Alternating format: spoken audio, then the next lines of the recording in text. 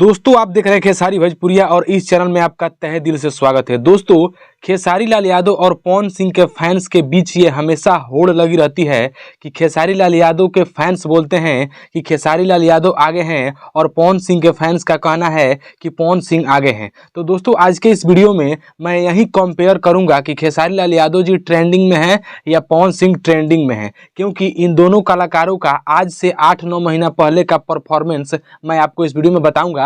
तो please video को and तक देखिएगा और चैनल पर नए हो तो सब्सक्राइब करके और बेल आइकन को दबा लेना।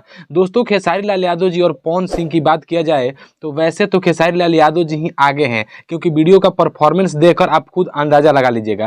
दोस्तों आज से 8 महीना पहले खेसारी लाल यादव जी का एक गाना आया था जिस गाने का टाइटल था सैये के रोटी। जी हाँ दोस्तों, और फिलहाल वो 150 मिलियन यानी कि 150 मिलियन व्यू क्रॉस कर गया है आज से 8 महीने पहले, जो कि खेसारी लाल यादव जी का गाना था।